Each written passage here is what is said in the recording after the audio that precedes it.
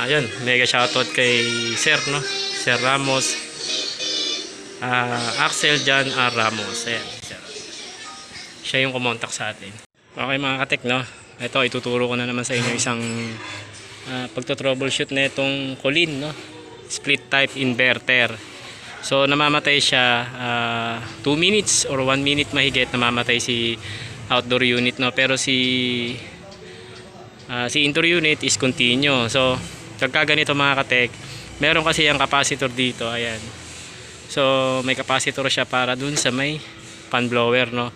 May connection 35 UF. So check natin kung pasok pa siya sa value, no? So ayan mga katek, no? Tinanggal na natin, ayan. Nakaset tayo ng syempre capacitor reading sa ating clamp tester. So tusok na natin, ayan. So ayan, kung makikita nyo mga katek, hindi niya na ma-read, no? Weak na talaga si capacitor, no? Ayan, matagal, ayan, no? Ayaw pumalo. So may dala tayo dito syempre. Ay, hindi pala dala, pinabili natin si sir. Ito, pinabili natin siya ng 40 UF, no? Konti lang naman diferensya. So check natin kung ilan pa. So, dito tayo, ayan. Wala kasi tayong tagahawak, mataas-taas tayo eh. So ayan, ito yung papalit natin, ito yung luma. So ito, nakasalpak na tayo. So ayan, tingnan natin. Ayan, no? Ayun, no? 35.5. So pwede, no? So papalitan natin yan, tapos titignan natin kung mamamatay pa si compressor at saka si fan motor, no? So kakabit ko muna mga katek, ha. Ano nga pala to? Colin inverter, no? 14A yung ano niya, refrigerant. So ayan mga katek, no? Hindi muna natin tatakpan yan, i-on muna natin siya. Ayan, naka-ready na yung digital clamp tester natin, tapos yung gauge natin, no? Ito talagang kulang si Freon, si refrigerant, kasi yung standing nyo kulang, oh. So ito problema to. So sa mga technician na nagsasabing hindi daw importante na may takip to, hindi po, kasi kaya nga ginawa ni manufacturer yan, may pinakatakip siyang ganyan, ayan. Kasi nga habang tumatagal pwedeng lumabas dito yung pressure, so mababawasan talaga si karga, no? So huwag niyong babaliwalayin, kailangan may takip talaga yan. So bubuksan muna natin sa loob. So ito yung pinaka unit, no? Binuksan din natin yan, chinek natin yung sensor, okay naman yung sensor. Dito tayo sa may, so buksan natin yung breaker, yan, para mabuksan na natin. Ayan, nakaano tayo, 17. So ayan mga katek, no? Nakabukas na siya. Hintay ako ng hintay kanina eh, nakasarado pala dun. Ayan, tingnan natin kung mamatay siya. So ang pirahe, sobat na rin siya. Ayan, namaandar na siya natin. Masasalpa ka na ang pirahe, ah. Mahirap galawin. Yun. So ayan, oh, 3.80. So rated current natin is hanggang 10.2 ampere, no? Ano na yun, max power na niya yun. Naka full top speed na siya. Ayun, no, si Lodso, sir. Ayun yung tumawag sa atin, no? Salute kay sir. So yun, sana hindi na siya mamatay, no, mga katek. Karga natin. So yun, kulang nga tayo sa Freon, mga katek, no? Ano pa yan siya, magtuturbo pa yan. So ibig sabihin pag nagturbo bababa pa yan. So syempre may dala tayo, yan. Dala natin 14A, kakargaan na lang natin mamaya, pero sure ball muna natin. Kasi supposed to be, ano kasi ito, hindi mamamatay, no? Kahit kulang siya sa Freon, hindi siya dapat mamamatay. So yun yung ano natin. So 1 minuto na. Ayan. Obserbahan natin Meron pa tayong 3 minutes bago mag 5. So tingnan natin kung hindi siya mamamatay, no? Kasi kanina namamatay siya kapag ka nagturbo na. Ayan, nagturbo naman na siya. Dapat hindi siya mamamatay, mga katek. So yun yung ano natin, mga katek. Kung talagang yun lang yung sira, yung capacitor, hindi siya mamamatay. Ha?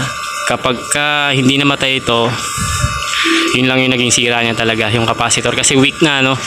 Kasi ang ano niya, ang pinaka UF niya, microfarad niya, 35.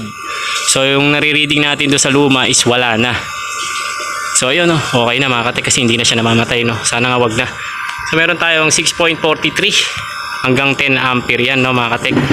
Refrigerant natin nasa 100, ayan. So medyo malamig na ngayon, alas 6 na. Andito nga pala tayo sa Tondo, mga katek, sa Barangay 149.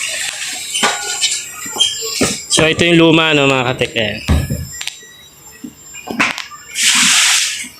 Dikita 35 UF. Okay, dikita yung ayan, no, 35. So ayan, no, mga katek, no, hindi na siya namatay. Pero syempre papalitan pa natin yung dadagdagan natin yung refrigerant niya, o yung nakasanayang tawagin ng mga customer natin na Prion, no. Obserbahan natin. So yun, naka 3 minuto na tayo, hindi pa siya namamatay. Lods, hindi na siya namatay. Kasi kanina wala pa 1 minuto namamatay na . So sana nga yun lang. Sana walang ibang problema, mga katek, no? Tapos dapat ano yan, kahit 2 times a week. Lina, again, 2 times a week. Yung filter. Filter, ha? So yung mga katek, no, umaandar pa rin, no? Yan. Hopefully yun lang talaga. Kasi alam niyo, mga katek, no, kapag inverter talaga aircon nyo, sobrang daming kailangan i-check, no? Napakahirap din talaga ng kalagayan ng mga technician. Buti nga pumunta tayo dito medyo hapon na, hindi mainit. Kung kanina tayo dumating dito mga tanghali, patay. Sobra init. So ayan, mga katek, no, halos magkakalating oras na siyang umaandar. Ayan, malamig na, hindi na siya namamatay yung outdoor. Sinarado ko lang ulit, no, para doon na tayo sa labas magpo-focus. So ayan, mga katek, no, continue tayo dito. Halos 1 oras mahigit na nating inobserbahan, no, mula nung pinalitan natin si capacitor. Tapos kinargahan natin siya ng 30 PSI, no. So ayun, no, sakto na yung karga niya. Amperahe 6.89. So 10, no, 10 yung maximum niya. So papalo yan bukas ng tanghali kasi mainit. Ngayon malamig naman na kasi gabi na, maggagabi. Ayan, pumalo na ng 7. Ayan, sobrang lamig na dun sa loob, no. So yun lang, mga katek, no. Tandaan nyo, kapag kulin, inverter 14A, model number KSM 20CB 1INB O, no. Yun, pag namamatay siya, wala pa 1 minuto, i-check nyo na yung capacitor, kasi capacitor problema. Pero depende yan sa design, ha, kasi yung capacitor neto 35 UF, damay yung fan motor, no, damay din yung compressor. So ibababa na natin, tapos na tayo dito. Puputulin na natin yung video, mga katek. Malamig na rin naman sa loob. So ito, tatakpan din natin yan, syempre. Usually nasira. So yung mga katek, no, tapos na tayo dito kay Idol, Sir Axel, no, Ramos, no, isa siyang BFP. Mega shoutout sa BFP dyan sa may Marikina City, kay Leo Jacobo ng SWAT team. Ingat kayo lagi sa trabaho nyo. Kay Rose Serrano ng BFP. Ito, Lods, baka may shoutout ka, shoutout mo. Shoutout po sa buong BFP Manila. Yun, no. So si Boss Mototech lang pag may kailangan tayo. So yun, no, God bless po sa inyo. Maraming salamat sa nanood ng video na to. Tandaan nyo, pagka kulin inverter na may capacitor, i-check nyo na muna yun, no? Kasi wala pang 1 minute na mamatay si unit, ibig sabihin may problema talaga yung capacitor nyo. Pero depende sa design o brand ng outdoor unit, no. So yun, mga katek, maraming salamat po ulit. Mega shoutout ulit sa BFP Manila team.